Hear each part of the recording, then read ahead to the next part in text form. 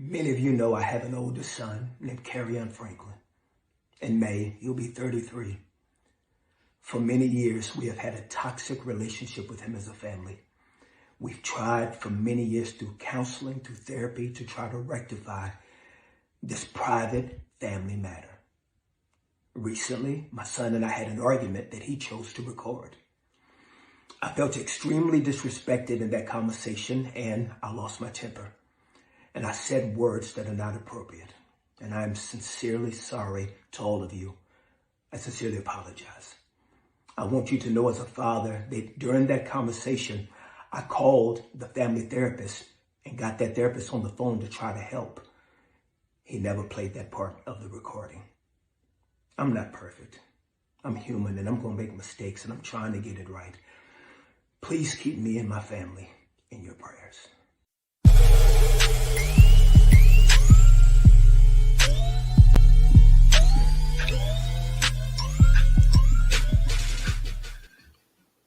Good evening, good evening, good evening. What's up, everybody? What's going on? You know who I am. I'm your boy, Rashawn, and I want to welcome you to the Pulse live on New Kingdom TV, where we have an open forum for current issues and discussions. Real quick, y'all know how we do this. Go ahead and like and share this show. My bad, y'all. It's been a long day. Like and share what you see right now. But while you guys are liking, while you're sharing, while you're calling your grandmother, while you're telling everybody, come on, because you know what time it is, I'm going to go ahead and bring in my co-host for this show. Hey, everybody, you know who it is. It's your boy, Dre, coming in with your pop culture news. Switched it up with a little do-rag for you today. Decided to put the hair away. Hey, it's your girl, Samia, the boss lady, and I let my hair down today, y'all. So, that's what up. How y'all doing?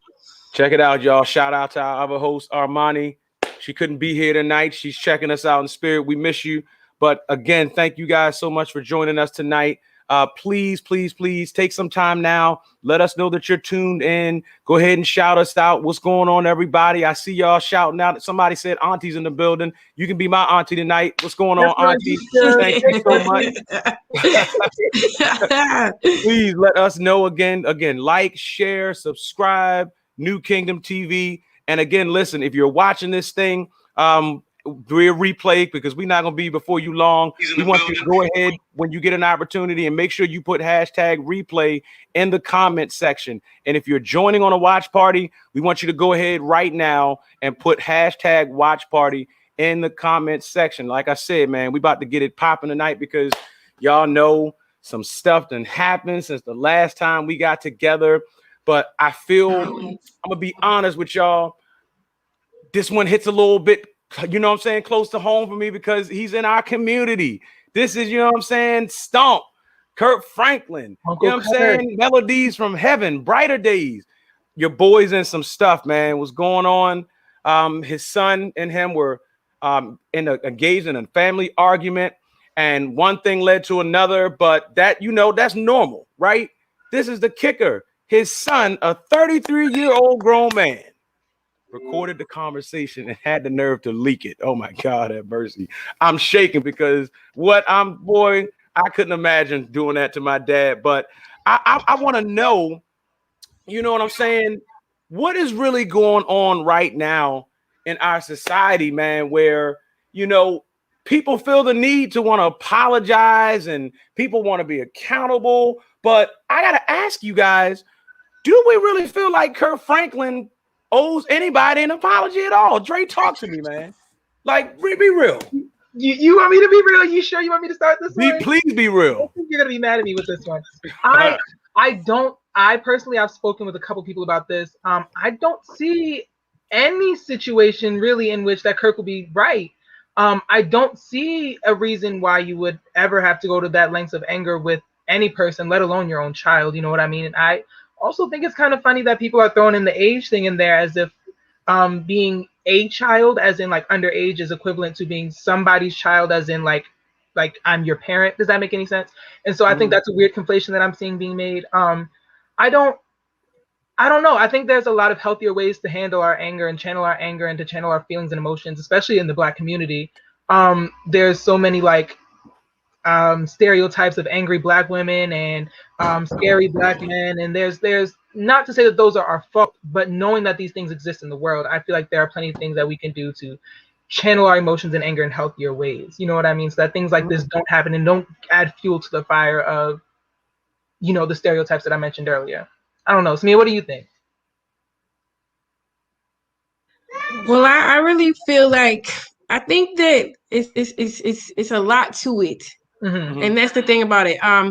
If anybody is really listening to that call, he's trying to be quiet on what he's saying because he knew he was recording it. So and what I noticed is he was telling his father the one thing you probably should never tell anybody, using those 2-lettered words. But you know, and I, as a child who is 31 and who has had altercations at sometimes with my own father, those types of things are so heated because you have emotion towards that person. So like, I'm not excusing him. It's not my place to excuse him, but it's also not my place to condemn him. And that's what people don't understand. Like, why is he answering to me and you? At the end of the day, we just as sinful as he is. So why is he answering to me? I don't need your apology. If you want to talk to God about that, by all means, do your thing. But not me. I'm not nobody. So don't send me. But at the same time, like, it's so different when your child disrespects you. My child is 5. My child is 5. And I already know that I'm gonna be praying night and day till she's his age. Well, Dre, you said you had a question? What you talking about? I have a question. Why I guess is it considered normal for parents to, especially black parents, and let me just say this because I can't speak for a white household or a Latino household or any other type of household, but in my black household and the black households of friends that I've been around and cousins and whatnots, why is it so normal for there to be so much untargeted, unchanneled anger and frustration, if that makes any sense? It shouldn't be normal. I'm not saying it should be. Yeah, absolutely. But I think that it has become normal, and I can say that it's become normal because even now we're having conversations where it's totally normal that this man is yelling and cursing out his son, when I don't think that should be a normal thing at all. I think that what you're saying is correct. And I think that what we need to do is normalize the way we can be constructed. So I read a book. I'm reading a book. It says, "Don't yell at me, mommy." I read that book because I've had parents, you know, that, you know, my parents are pretty cool compared to most folks. I've heard some stories. I ain't been getting beat with no shoe or none of that. But you know, even then, I wanted to make sure that I wasn't yelling at my kid, because I've noticed that other parents, when they're talking to their children, I know a lot of people who have kids, they can have like these calm conversations, and the child is a calm child, and the child is well behaved and constructed. I asked, how Sway? I need to know how, Sway. But like you said, we need to normalize a better way of speaking to our kids. In that particular situation, his son was being disrespectful. He's being disrespectful. That's probably how they have grown to communicate with each other. Now, his son sending that somewhere, that's my problem I have. Yeah, that's what I was actually going to jump in there and say. Okay. Yeah, Rashawn, go ahead. I'd be honest with you. I don't fault Kirk Franklin for how, you know, him and his son were going back and forth. Obviously, toxic relationship means toxic relationship. So that wasn't the first time that they engaged in that conversation with each other like that, right? He even went on and had to said that he even, I guess, tried to get the therapist on the phone, which tells you they had some deep stuff together, but it's not the first time. As Samir was about to say, I have a real issue, guys, and it really hurt me to know that, in fact, there's a scripture that talks about, you know, how in the last days, sons and daughters would betray their parents and all types of stuff. And I'm just like, what is the world coming to, that you have a grown man, 30, he's older than me, I'm 31, a grown man having a conversation with his father, feels the need to take out his recording device and leak it to the entire world, knowing what type of response he would get because of who his father is. Because it's social media. We can't do why? anything without it. We can't. That's We can't terrible. live. How shallow are we? That the conversation is revolving around targeting. I'm sorry, I'm Carry On. That's his name. I think it's very interesting that not only in this conversation, but even in the discourse I've seen on social media, it's pretty much the same conversation, that the blame is being tossed towards Carry On for recording the situation, but not towards Kirk for speaking the words that were recorded, because had he not said them, there wouldn't be anything to record. I think that's interesting. But that's the thing. Carry On already knows how his father is, because remember, they're already at the point where you have a therapist involved, and obviously Kirk has called the therapist, it seems, a few times. I'm just insinuating to maybe try to mediate. My thing is this, Carry On. Where is the protection? What is the respect for your family? It's one thing, because obviously you don't have no respect for his dad, calling, dropping F-bombs, this, that, and the third. But it's like, his dad has respect for him. But that's the thing. Kirk Franklin, and I guess I'm taking his side. I truly feel that he was reactionary rather than proactive. I don't feel that Kirk Franklin initiated what was going on based off of what he was saying. I mean, we know certain words. We ain't gonna act like we don't use certain words or piece certain things together. You can tell from his tone and from what I gathered that something was said that really, really pushed him over the edge. Because think about it. As a father, and Samia can relate to this, Dre, your time will come. There's a certain level of love that you see when your child first comes out, from the day they're born all the way through. My mom still tells me sometimes she sees the little boy that came out January 18th, 1990, looking in my eyes. It's so unbelievable. My thing is, and Samia, we can relate. We love our children, but what in the world, I guess, snapped in Kirk Franklin that made him say, okay, I don't see you as my son. I see you as a expletive. That's because people like, and I hate to be like this, but children are brought up in a world that our parents were not brought up in. It's like handed here, like everything you need, everything you want, and they take it for granted. And I am pretty sure that there was a whole bunch of ungratefulness on his end. And that is what really hurts, when you have put your blood and tears into making sure a child has everything they want, and then they had the nerve to disrespect you. It is like, hey. But like I said, we need to normalize a more appropriate communication between children and adults. I see something all the time that says, and really quick, it says that we as parents need to learn how to apologize to our children when we're wrong. When we're wrong. That's a big thing. That's a big thing. A lot of parents don't do that. Whoa. But I just really want to make sure that, we're not, I feel like I don't want to pull a side. I don't want to pick a side. I want to say this brings to light that we need to really have better conversations. How is your family dynamic creating exactly? How, like, let's talk. Let's chit chat. Like, honestly, my child is, like I said, she's 5, and I have a 3-year-old, and I have a 13-year-old, and the 13-year-old is like, and I know, like, it's like, what the heck is going on around here? But I feel like sometimes you just sit them down, and I try to have that conversation. And I feel like, that's something that parents before my parents and parents before those parents, they weren't doing that. I'm not talking to you. I don't care what you think. So can I ask a question? Can I jump in there? And I'm going to mess with y'all. No, don't talk. Because we were talking, right? We're talking about raising these children up, right? There's a scripture that says, you train up a child on the way he should go. When he's older, he won't depart from it. So is there something maybe that we could allude to, maybe, and again, with just speculation, can we speculate that maybe Kirk Franklin has done some things that maybe, I guess, enabled or embedded his child to get to this way? He didn't cut that Negro down when he was short. 2 to the throat. Saying, nah, I'm messing. I think I like what Tamia said about cultivating the family structure early. I mean, I've had these talks with my parents as I got older. I'm 20 now, but I think I came to a point of maturity and self-realization kind of early for most young men, I would say. And I did realize that a lot of things that I wanted from my parents, that I felt that I needed from my parents, they didn't know that I needed. You know what I mean? They didn't know that I wanted, and that was mostly due to a communication like there was a disconnect. I didn't sit down and talk to my parents during dinner or come home after homework, and they would come home after school and they would help me with my homework, and I would tell them about my day, and they would just know about what was going on in school, what was going on in my, like we didn't have that, you know what I mean? And I feel like if we did, and if we had a more open channel of communication, then or maybe even if Carry On and Kirk Franklin had something more like an open channel of communication, then they would know how to speak to each other at a kind of more ground level. They wouldn't feel like they had to elevate or how can I round this out?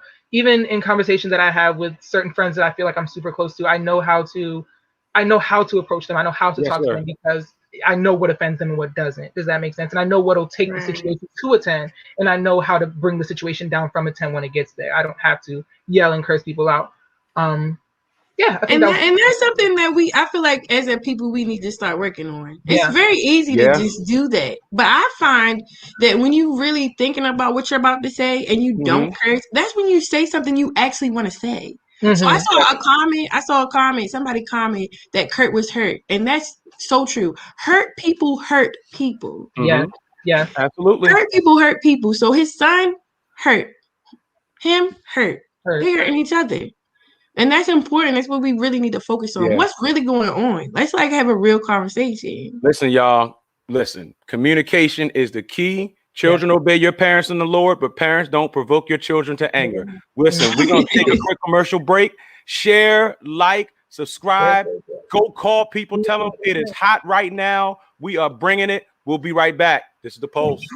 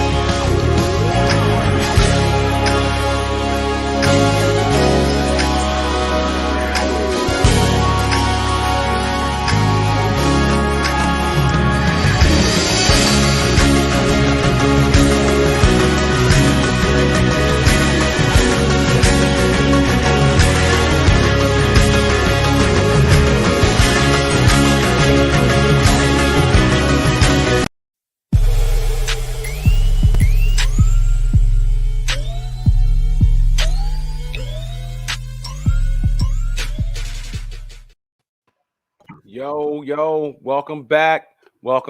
I'm glad you're still sticking with us. It's still hot. Go ahead right now where you are. Stop what you're doing. Like, share, subscribe, call your mama and them, borrow $5, but make sure y'all subscribe to New Kingdom TV. We are The Pulse and we are back. Listen, man, we just finished up talking about, a crazy hot topic with Kirk Franklin, with Samir and Dre. And, it's a huge consensus. We have to learn how to communicate with one another so that we can be able to, to bridge some gaps. But there's always, what do I want to say? There's some silver lining sometimes in the way we communicate and what we communicate. In fact, I heard an old person say it's not what we say, it's how we say. And that was a perfect example of what we're about to talk about next. Remember, like and share, New Kingdom TV, The Pulse. Check us out. But when you're talking about it's not what you say, but how you say. We just experienced something fantastic, rather, at the Grammys this past weekend, right? A Black woman, Beyonce, set history by winning 28 Grammys, becoming the first African-American woman, tied with another African-American man. They now both have the most Grammys ever as artists. And that was a great night, some would say, for our culture, because we weren't always allowed to be in that academy. But then you have some people now who become extremely critical of the Grammys because they're calling it a miniature Pornhub. On the night we made history, get this, man, I can't make this up. On the night we made history, right? That is part of it. On the night B, Sasha Fizz, y'all listen, I don't want to get the Beehive started, but on the night she came through and made history, something happened, y'all, that a lot of people had an issue with. We also saw that the best new artist, best rap song, and best performance, Megan Thee Stallion and her partner in crime, Cardi B. Obviously, they released that song that caused a lot of controversy all in and of itself when it dropped. WAP. I don't got to go into too much. Y'all know what it is. It ain't worship and praise. But they dropped that. And, we had our thoughts about it. But you know what I'm saying? They won awards and naturally they performed. This performance, people are saying, is one of the most nastiest things that they've ever viewed on a national television platform. And I want to dive into it. Like, talk to me, Dre. What are you upset with their performance, bro?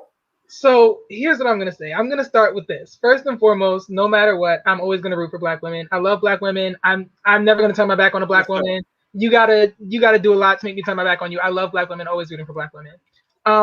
I do think it's interesting, Rashawn, and this is not a shot towards you personally at all. I promise it's not.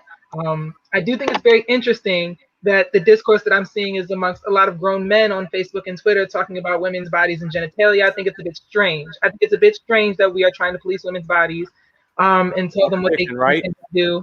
I think it's a bit weird. Just on a surface level, I think it's a bit strange.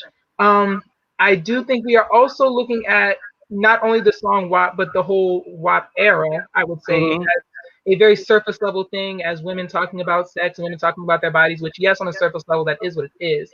But the deeper meaning behind it is that women should be able to police their own bodies and talk about their sexuality when they want to and when they feel empowered to do it, not when men put it in a song and call them degrading names, not when men put them in their videos taking their shirts off in the back of the drop top and in the car wash with the on the window. Love it when they call me Big Papa. Isn't that what we say? The idea is the women controlling and taking what's the word I'm looking for? I don't know. I can't help you because I feel the exact opposite. Okay. I'm just being honest. I call me a prude, and I don't care. That's what we're here.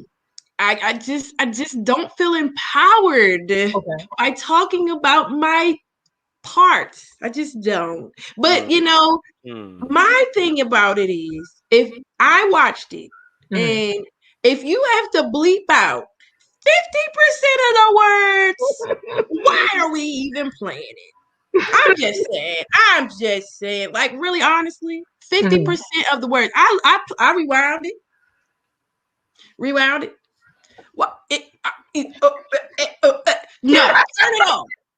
If you're not even allowed to say the words on TV, why are we singing it? It just makes no sense to me. And to me, that you're right, Rashawn. They weren't doing praise and worship. You are completely right. But they looked like they was ready to take up some tithes and some offering. I'm just saying, because they was up there swinging on poles and dancing in a humongo bed. Like, really? Like, I just don't understand. The song WAP, I just don't understand. But guess what? It's just not me. I was listening all weekend while they was listening to WAP.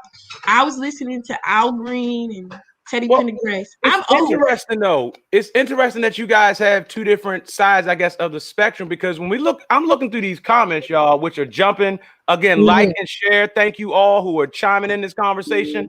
But I'm seeing a lot of people say that basically, they agree with Samia. There are a lot of women that feel like they keep themselves to themselves. Like, I don't need, you know what I mean? I don't but need. My question is, do you guys feel like maybe they're speaking to a generation of women that felt empowered by that? Because let's be honest, what's the new fad at South Beach? The thong bikinis. Everybody's posting their bodies like never before. And I'm wondering how much responsibility is on them that put themselves at the forefront. Talk to me. So I went to school for psychology, right? Okay. So we were talking about the psychology of propaganda and the media and the way that it pushes an agenda. So when we were 16, what show was on? Well, me and Rashawn. When we were 16, the show 16. Get out of here. What is it? The show 16 and Pregnant. Yeah, God. 16 and Pregnant, right? Don't remind me. And the girls were making pregnancy packs and leave it alone. The girls were making pregnancy packs. All right, mama. And they were all getting pregnant with each other, and they were all being pregnant. You know that teen pregnancy is on a low. So the fact that they're increasing sexual, let's get the sex out. Let's look at the sex. Let's get sex. We want to desensitize sex. You know why? Because possibly they're trying to increase the pregnancy rates.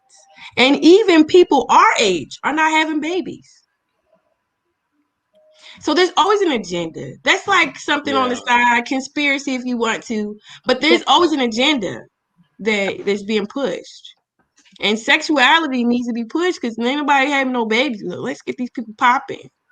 I wanna go back for like a couple seconds. I saw a comment from one of our castmates, Armani. She had threw a comment up. I'm gonna go back and read it really quick. It said, "Why can't we be empowered about other things like graduating, starting a business, etc.?"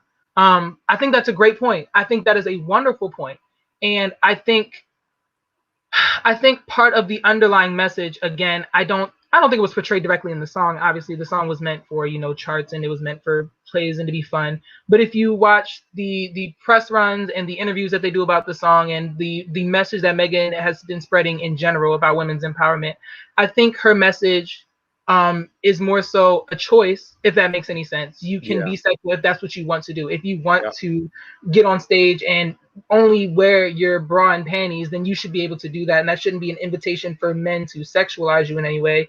If you want to go to school and focus on your books and your education and you don't want to be sexual anyway, then by all means, that is your right as a woman to do that. And I think that's where the confusion comes in, that we feel like they're only pushing the message of sexuality when in all actuality, the message of, like Armani has said, graduating and starting a business, I feel like that message is a lot of places right now, but the message of women being able to be sexy because they feel sexy, or being free because they want to be free, is not as loud and as charged by anybody that with that much of a platform, if that makes any sense. So does it not matter? Like, I mean, of course, I don't want to base everything about how I feel about myself on other people's perception. Of course not.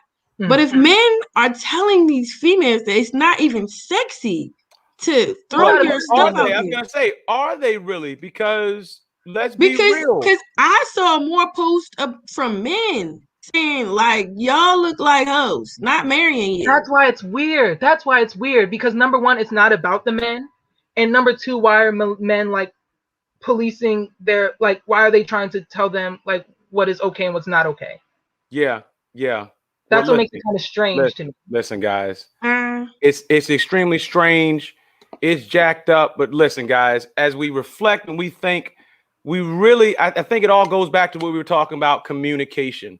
There's a level of breach in communication that is not there, and it's obvious that it's taking and running rampant through generations in ways that we cannot even comprehend yet. Not only are kids selling their parents out, but they're also, because Megan Thee Stallion is only 25, they on stage. She's a little baby. Yeah, they're still very young, and I didn't even know that this generation has become okay with. But I'm gonna tell you what, here at the Post on New Kingdom TV, we're going to give it to you straight.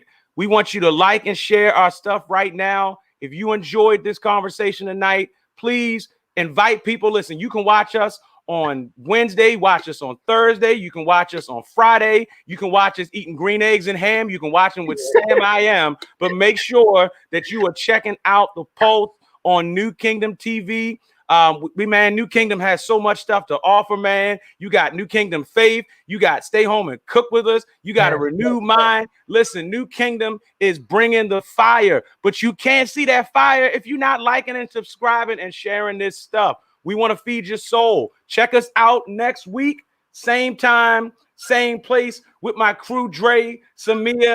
Holla at us. We the Post.